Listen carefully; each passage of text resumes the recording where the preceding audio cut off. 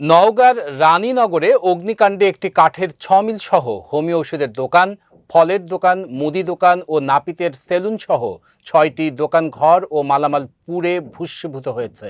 এতে প্রায় ২০-২৫ লক্ষ টাকার ক্ষতি হয়েছে। রানীনগর প্রতিনিধি কাজী আনিসুর রহমানের প্রতিবেদনে দেখুন বিস্তারিত। ঘটনাটি ঘটেছে বুধবার ভোর রাতে উপজেলার আবাদপুকুর মহাবিদ্যালয় গেট সংলগ্ন কাঁচুর মোড় জসিম কমপ্লেক্সে। মার্কেটের মালিক কালীগ্রাম ইউনিয়নের সাবেক চেয়ারম্যান সিরাজুল ইসলাম বাবলু মণ্ডল জানান, বুধবার ভোর রাতে হঠাৎ করেই তার সোনা করাত কল কাঠের ৬ মিলে আগুন দেখতে পায় স্থানীয়রা। সাথে সাথে আগুন নেভানোর চেষ্টা করে এবং ফায়ার সার্ভিসে খবর দেয়। খবর পেয়ে রানীনগর ফায়ার সার্ভিসের কর্মীরা ঘটনাস্থলে এসে আগুন নিয়ন্ত্রণ করার চেষ্টা করে। ততক্ষণে সোনা করাত কল ৬ মিল থেকে আগুন ছড়িয়ে পড়ে একটি মুদি ও ফলের দোকানে।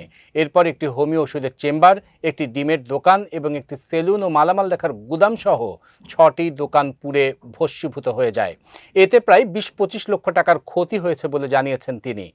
তবে এটি বিদ্যুতের শর্ট সার্কিট থেকে আগুন ধরেছে নাকি কেউ আগুন ধরিয়ে দিয়েছে তা এখন স্পষ্ট করে বলতে পারছেন না তিনি। রানীনগর ফায়ার সার্ভিসের স্টেশন লিডার দেলোয়ার হোসেন বলেন, খবর পেয়ে সাথে সাথে সেখানে ছুটে গিয়ে আগুন নিয়ন্ত্রণের চেষ্টা করা হয়েছে। ততক্ষণে করাতকল সহ ৫-৬টি দোকানঘর ও মালামাল পুড়ে ছাই হয়ে গেছে। রানীনগর থানার ভারপ্রাপ্ত কর্মকর্তা আবু উবায়েদ বলেন, অগ্নিকাণ্ডের ঘটনা জানার পর সেখানে পুলিশ পাঠানো হয়েছিল। এ ঘটনায় এখনো কোনো অভিযোগ পাইনি। অভিযোগ পেলে প্রয়োজনীয় ব্যবস্থা নেওয়া হবে।